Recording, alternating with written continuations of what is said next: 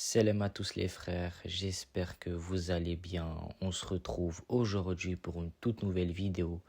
On va parler du bilan de cette Coupe arabe 2025 qui se passe au Qatar. Donc cette vidéo se passera en 3 étapes. La première, on va voir le résultat de cette Coupe arabe.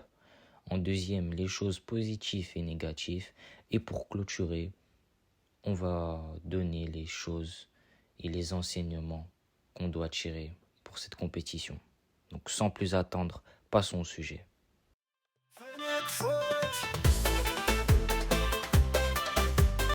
Donc voilà, pour passer au premier sujet de la vidéo, on est éliminé en quart de finale par les Émirats Arabes Unis, au tir au but 7-6 sous le score d'un match de 1 but partout.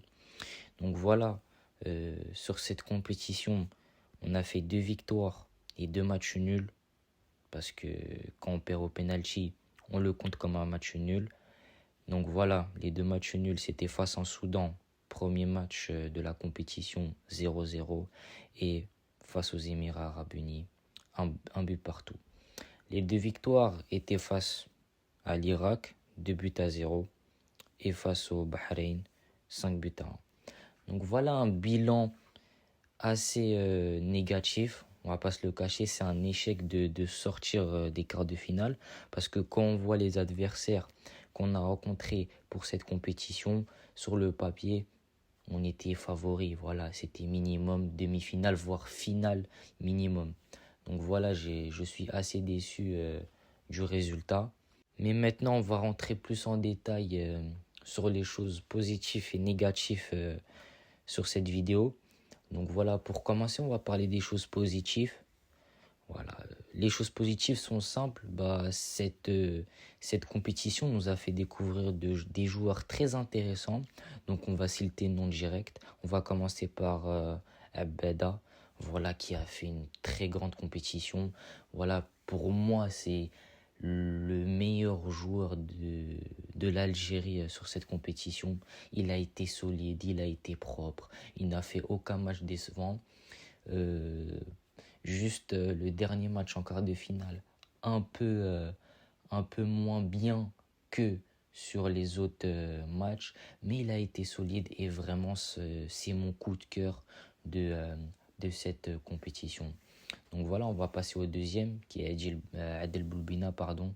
Voilà, j'avais parlé de lui sur les joueurs à suivre de la Coupe arabe pour les joueurs algériens. J'avais raison du coup. Voilà, Boulbina, c'est 3 buts et une passe décisive si je ne me trompe pas pour cette compétition. Un bilan très très intéressant pour lui. Voilà, ça lui a permis d'être convoqué pour la CAN 2025 qui se jouera en Maroc. Donc voilà, c'est très positif pour lui. Maintenant, un autre joueur, c'est Berken. Voilà, Redouane Berken qui a fait une très bonne compétition. Un peu décevant lors du dernier match, comme toute son équipe, à part Boulbina qui a été pour moi, qui a été clutch, on va dire. Mais voilà, un profil très intéressant. Comme ce joueur, je l'avais cité dans les joueurs algériens à suivre pour la Coupe arabe. Donc sur ce point aussi, j'avais raison.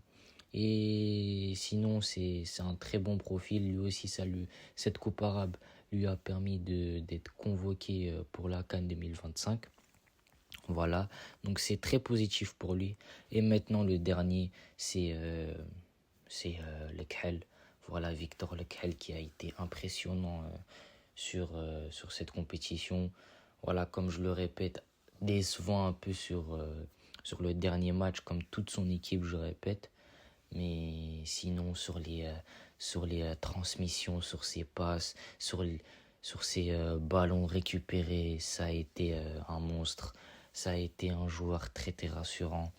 Et voilà. Maintenant, pour parler des choses négatives, donc pour commencer, c'est l'élimination en quart de finale.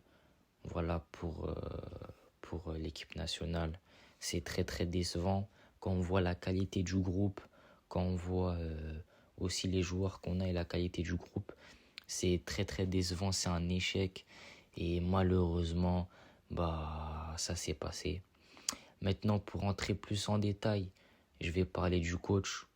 Voilà qui a fait de mauvais choix lors de cette compétition. Comme ne pas appeler Mahious et Dermoum. Voilà, ces deux joueurs-là, à la place de quelques joueurs comme un Slimani, je pense qu'il aurait fait beaucoup de bien à Mahious. Il aurait apporté plus qu'un Slimani en sortie de banc. Et voilà, c'est assez décevant.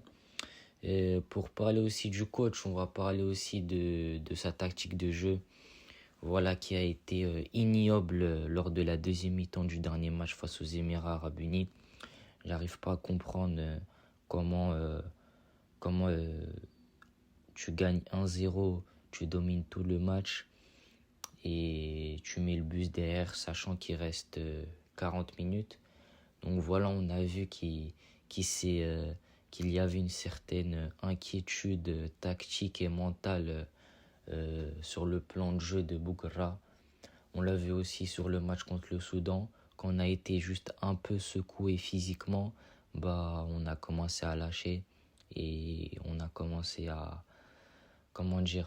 rester 11 sur la défense et piquer sur les contre-attaques. C'est pas un jeu qui ressemble au jeu de l'Algérie, à l'identité de l'Algérie. Et voilà, c'est comme ça arrive.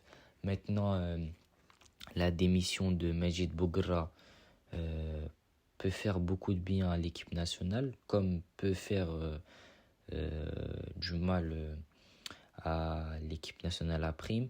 Maintenant, ce qui est bien, ce qui est positif pour lui, c'est qu'il peut prendre une nouvelle aventure. Ça serait bien pour lui qu'il prend un club et qu'il se renforce tactiquement s'il veut postuler pour être sélectionneur des A.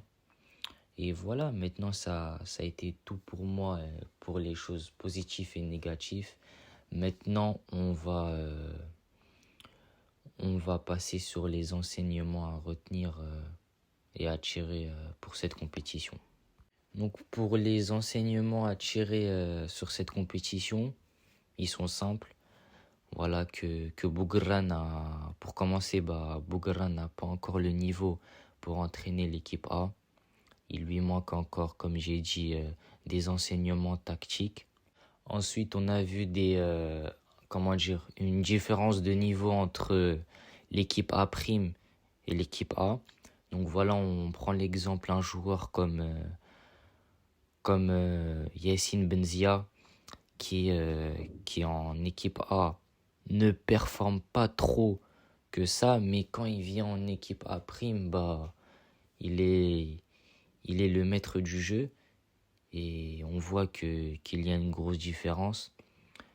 Maintenant, pour finir et pour clôturer cette vidéo, que va-t-il se passer en équipe A?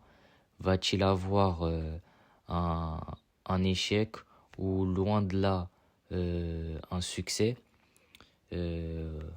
Donc voilà, pour ça, je sortirai une vidéo plus tard pour parler de la préparation et avant ça, parler de la liste de Petkovic. Donc voilà, j'espère que cette vidéo vous a plu. N'hésitez pas à liker, commenter, partager, à vous abonner. Ça m'aide beaucoup. Et sur ce, je vous dis salam.